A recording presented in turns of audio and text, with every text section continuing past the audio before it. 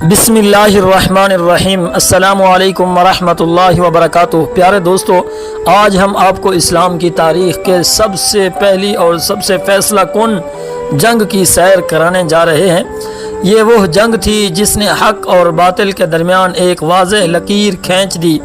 یہ وہ دن تھا جب آسمان سے فرشتے اترے، جب اللہ کی مدد براہ راست نازل ہوئی، اور جب 313 جانثاروں نے پوری دنیا کو یہ دکھا دیا کہ ایمان تلواروں اور لشکروں پر بھاری ہے۔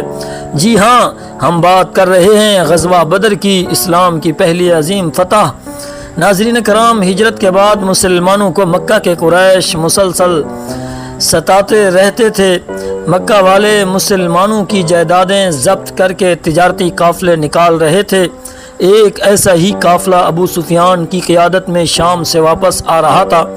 رسول اللہ صلی اللہ علیہ وسلم نے مسلمانوں کو تیار فرمایا کہ وہ قافلے کو روک کر اپنا حق لیں، لیکن ابو سفیان نے قریش کو خبردار کر دیا، خبر دے دی، اور مکہ میں طوفان برپا ہو گیا۔ ابو جہل، عتبہ، شیبہ اور بڑے بڑے سردار 300 اونٹ اور 100 گھوڑے لے کر 1000 کا لشکر تیار کر کے بدر کی طرف نکل پڑے۔ مدینہ سے صرف 313 مسلمان نکلے، ان کے پاس صرف 2 گھوڑے اور 70 اونٹ تھے، باقی سب باری باری سواری کرتے۔ صحابہ رضی اللہ تعالیٰ عنہم اجمعین کے دلوں میں ایمان کی آگ بھڑک رہی تھی۔ رسول اللہ صلی اللہ علیہ وسلم رات بھر اللہ کے حضور رو رو کر دعائیں کرتے رہے، آئے اللہ، اگر یہ چھوٹی سی جماعت ہلاک ہو گئی تو قیامت تک تیرا نام لینے والا کوئی نہ بچے گا۔ بدر مدینہ سے تقریباً 150 کلومیٹر کے فاصلے پر ایک ریگستانی علاقہ تھا۔ پانی کے چشمے تھے۔ رسول اللہ صلی اللہ علیہ وسلم نے حکمت سے پانی پر قبضہ کر کے مسلمانوں کو مضبوط جگہ پر ٹھہرا دیا۔ سب سے پہلے قریش کے سردار عتبہ، شیبہ اور ولید نکلے۔ ان کے مقابلے میں انصار آئے، لیکن قریش نے کہا ہمارا مقابلہ ہمارے قبیلے کے لوگوں سے کراؤ۔ پھر حضرت حمزہ، حضرت علی اور حضرت عبیدہ رضی اللہ تعالی عنہ آگے بڑھے۔ میدان بدر گونج اٹھا۔ حضرت حمزہ رضی اللہ تعالی عنہ نے شیبہ کو، حضرت علی رضی اللہ تعالی عنہ نے ولید کو ڈھیر کر دیا۔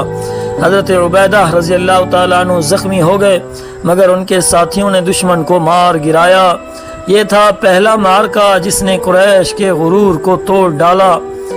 اب دونوں لشکر آمنے سامنے تھے۔ قریش کے 1000 کے مقابلے میں صرف 313، لیکن آسمانوں پر کچھ اور ہی فیصلہ لکھا جا چکا تھا۔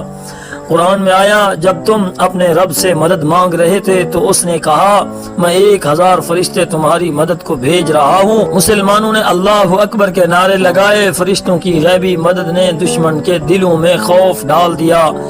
دشمن ایسے کٹ رہا تھا جیسے کوئی ان دیکھی فوج اس پر حملہ آور ہو۔ ابو جہل، جو اسلام کا سب سے بڑا دشمن تھا، آخرکار مارا گیا۔ حضرت عبداللہ بن مسعود رضی اللہ تعالیٰ عنہ اس کے قریب پہنچے، اس کے سینے پر چڑھ گئے اور کہا الحمدللہ، اللہ نے تجھے رسوا کر دیا اے اللہ کے دشمن۔ یوں وہ سرغنہ جہنم رسید ہوا۔ اسی جنگ میں 14 مسلمان شہید ہوئے، لیکن قریش کے 70 سردار مارے گئے اور 70 قیدی بنے۔ یہ دن یوم الفرقان کہلایا، یعنی حق و باطل میں فیصلہ کرنے والا دن۔ دوستو سوچو ذرا، 313 ایمان والے 1000 کے لشکر کے مقابلے میں، اور نتیجہ کیا نکلا؟ فتح صرف اور صرف ایمان اور اللہ کی مدد سے ہے، نہ کہ تعداد اور طاقت سے۔ اے میرے پیارے بھائیوں اور بہنوں، اللہ ہمیں بھی وہ ایمان، وہ جذبہ اور وہ قربانی عطا فرمائے جو بدر کے مجاہدین کے دلوں میں تھی۔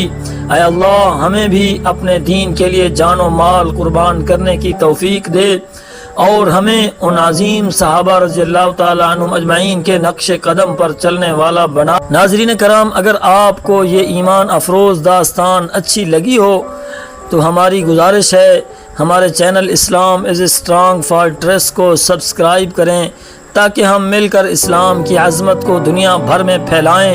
اللہ آپ سب کو اپنے حفظ و امان میں رکھے۔ ہم آپ کے لیے ہمیشہ تہ دل سے دعا گو ہیں۔